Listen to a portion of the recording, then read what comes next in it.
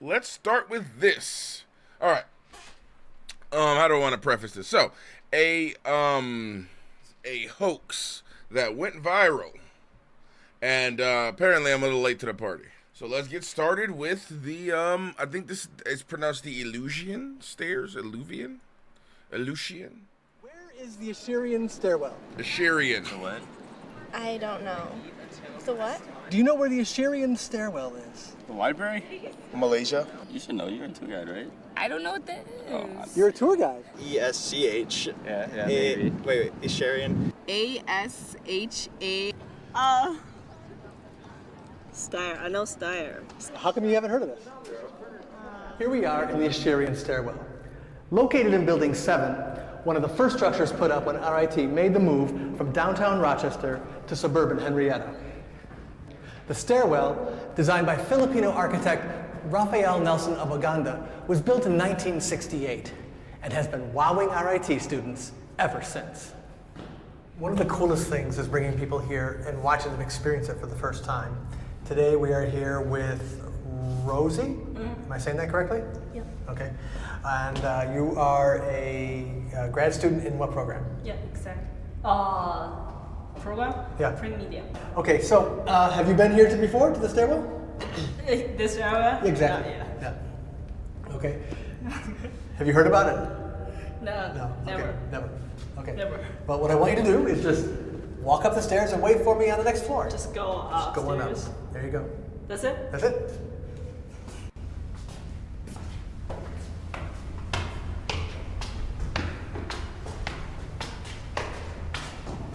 Just keep walking. You get to the top.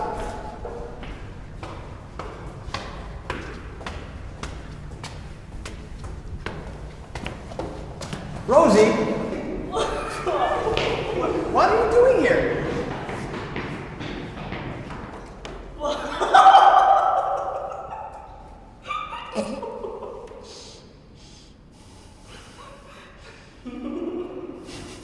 All right, guys. Have you spotted it yet? I didn't.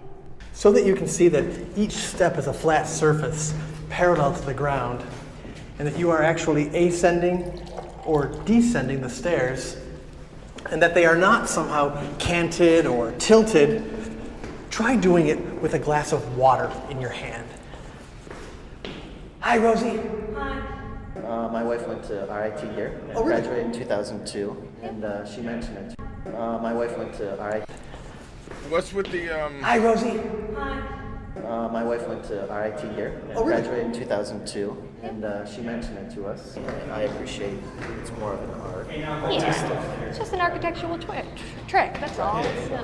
Insane. It's like, I don't know. Like I just get really confused every time I do it. But it's kept asking where their class was, and I kept pointing them towards the staircase. I would tell them to, go up a couple flights and everything, come back out, and then you should be at your classroom. And they were freaked out. Like they got pretty upset with me, but then they realized how cool it was after. So they're still my friends, I guess.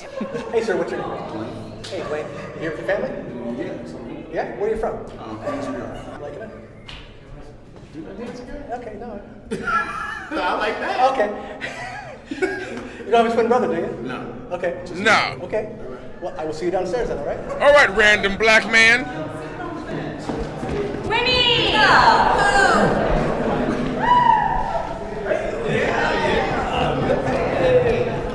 Hey! Oh, put it here, man. I don't know what to do. I don't know what that means.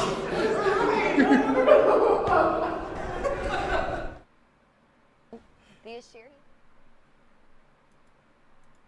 And this is all the fake math. I mean, this is all the math that proves everything. So, I just sort of spoiled it. Is it real or fake? Is it real or fake? Is it real or fake? Or should I say, is it all an illusion? Let's see if it's an illusion. I know a guy who can help us with that. He is a man who is painted half red, who I just found out about not too long ago. His name is Captain Disillusion. God, I hope he's not like racist or anything later on down the line, because I kind of like this guy. All right.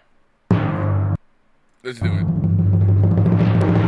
Greetings, children, it's me, Cap. He's painted half silver, not half red. My bad. Already doing a correction. Already typing my correction out. Feelings, debunking hoaxes and solving viral video mysteries no one else could solve. Like this little gem that's been paying regular visits to my inbox for the past 5 years. Hi, and welcome to this episode of Can You Imagine? A segment in a low-budget promotional web series from the Rochester Institute of Technology features an unusual piece of art. Here we are in the Eacherian stairwell. Located in Building 7, one of the first structures put up when RIT made the move from downtown Rochester to suburban Henrietta. The stairwell, designed by Filipino architect Rafael Nelson of Uganda, was built in 1968 and has been wowing RIT students ever since. Paranormal about it, it's just a quirk of design. It's an optical illusion. It's just an architectural trick, that's all.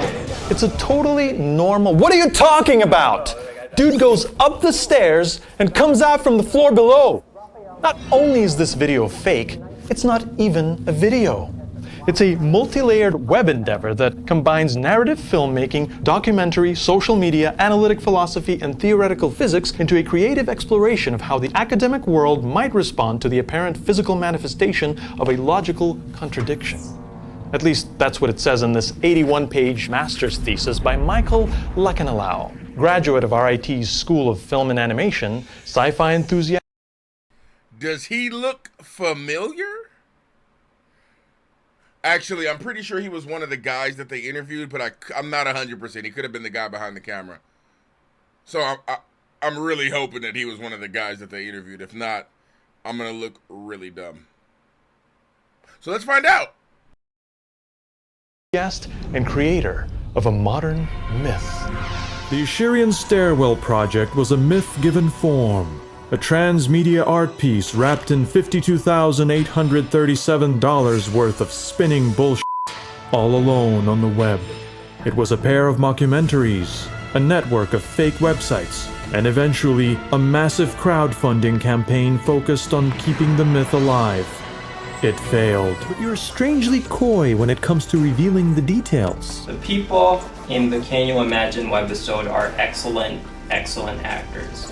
Yeah, but like, who are they? Be more specific. Just say Kevin Schoonover, acclaimed art photographer and proprietor of Flying Whale Studios, Rosie Hahn, fellow RIT graduate and talented filmmaker in her own right. I didn't have time to hound down anyone else, but I think after 5 years, they each deserve an individual credit for their excellent performances. I don't really research stairwells that often, I guess. And in a document detailing all the facts behind the project, you stop short of explaining the actual filmmaking techniques used to achieve the Eacherian stairwell effect, because you might want to continue the myth. I'm afraid I can't allow that, Michael. Nope. Deconstructing myths is my mission. Let him know. Eacherian stairwell-related keywords in the metadata of this video are spreading through the internet as I speak, and a detailed, shot-by-shot breakdown of the visual effects will commence now. Yep. Like all convincing illusions, the Eacherian stairwell video uses a variety of techniques to keep you guessing. Scattered among the testimonials are 6 scenes where the impossible is actually shown. The initial demonstration by the host, 2 demonstrations with Rosie, 2 background effects with a boy in a red shirt, and the final demonstration with a visitor named Dwayne. To visualize the tricks, we'll use the latest in machine-assisted 3D virtual environment recreation technology powered by a natural intelligence engine, my brain. The first scene is a split-screen transition enhanced by a subtle camera move. Performing his monologue, the host walks up the first flight of stairs as the tripod-mounted camera tilts up slightly. The tilt stops before he disappears behind the wall, taking a specific step during a specific line. Here, action was paused, and the actor then walked down to the landing below while the cinematographer was careful not to disturb the camera position. Picking up where they left off, the host emerges from behind the wall delivering the same line, and the camera tilts down to frame him. We can tell these were real nodal tilts and not just digital scrolling up and down a wider image, because the slight offset of the camera's sensor on the tripod causes tiny parallax on the handrails. But the tilts probably felt too choreographed in the God damn. combined split screen, so a gentle digital camera shake was added to the final shot. And no, they didn't use twins, because twins don't look and sound exactly like each other, and everyone would be able to tell. The next scene is more complicated. Fair enough. It starts on the floor below the main staging area, which I guess is why we don't get to see much of it. Rosie walks up the stairs and the camera follows her handheld. Everything is real until she reaches the last step, at which point a carefully choreographed lateral track reveals the host. But he wasn't really there. The take was over and he had to walk up the stairs the boring way. At the same time, Rosie went up to the landing above, while a fake imposter stand-in Rosie took over her position. With everyone in place, the action was resumed. The beauty of this framing is that a blank wall leaves you free to align the host from the second shot with the camera move from the first, and makes it easier to blend the two with a soft wipe. We can still spot the first frame where it appears, and the distance between the host and the exit sign shrinks slightly, but it's pretty seamless. The camera then whip pans to catch the back of fake Rosie running down the stairs, and right on cue, real Rosie emerges from above to finish the scene. Now, strangely, there is another transition hidden in the whip pan. I can't think of any reason for it other than to bridge two different takes containing the best version of both moves. That throws a little doubt on whether this is a double. Maybe it is real Rosie and this is a transition again. But if it is, it's completely flawless, and there would be no need to hide her face here. Ideally, you should show it. But then, ideally, you should also use a plus green gel on a tungsten light when combining with a fluorescent. Mistakes happen. As in the next shot. The host leaves Rosie on the top half landing and walks down to catch a glimpse of her on the floor below. And that's when a huge flashing rectangle tries to distract us from something. What is it? There is this odd frozen matte line on the arm, but to really understand what's going on, we'd have to spend hours painstakingly restoring the shot frame by frame as accurately as possible, and no one is crazy enough to... Okay, here it is. Much more clear. A separately filmed take of Rosie waving was composited into the background, but unfortunately in the host's take, his arm ended up blocking the exact spot where her head was supposed to be when the two shots are lined up, so her element had to be moved over to make her visible. This caused a jump during the transition and a huge misalignment on the overhead light. It just wouldn't work. In every effects artist's life, there comes a moment when he just gives up and flashes a big video artifact on top of the problem. But next time, in lieu of a plain white rectangle, may I recommend a professional plugin like Red Giant's Glitch, or VideoCo Background, the two testimonials, or my own Snitch. The next two scenes happen subtly in the background of a testimonial. This was done simply by filming the interview as a static shot, then filming the two phases of the red shirt kid's action, compositing them all together and adding a bit of artificial camera shake. And it's a great time for a Hitchcock-style director's cameo. Finally, the scene with Dwayne involves I'm many... smart. I said I recognized him from the video, and I did. I'm smart. I have been justified. Also, what's up, Mason? people, but only an instant of trickery. The host has a brief exchange with him, then sets off down the stairs, and it's in this moment that the magic happens. With a giddy hop, the host covers the entire frame, transitioning the view behind him to a different take of Dwayne by himself during a similar camera pan. It was needed because almost immediately the rest of the shot cuts to yet another take in which Dwayne is already in position on the landing below. The artificial Dwayne patch keeps it looking like he's upstairs until it's softly wiped away off screen. With the handoff completed, we now follow the host all the way down to real Dwayne, who greets him with an exotic double fist bump the likes of which the host has never seen. Never seen. Credit where credit's due. The transitions are awesome. Making them this invisible takes real skill. If you sat me down and warned me that I'm about to see a trick video, I still wouldn't be able to tell how it was done on first watch. But that's not what you did, is it, Michael? You wanted the world to believe it was real. You wanted it to go viral. I guess I'm being a little unfair, putting a negative spin on the events that you yourself describe in the thesis. After all, you widely publicized the truth almost immediately, and the majority of smart, clear-headed commenters seem to, as you put it, get the joke. Great. Thank you, Captain Disillusion. Anyway, yeah, no, that was, the... God damn it. Eacherian? Equestrian? That was the goddamn stairwell.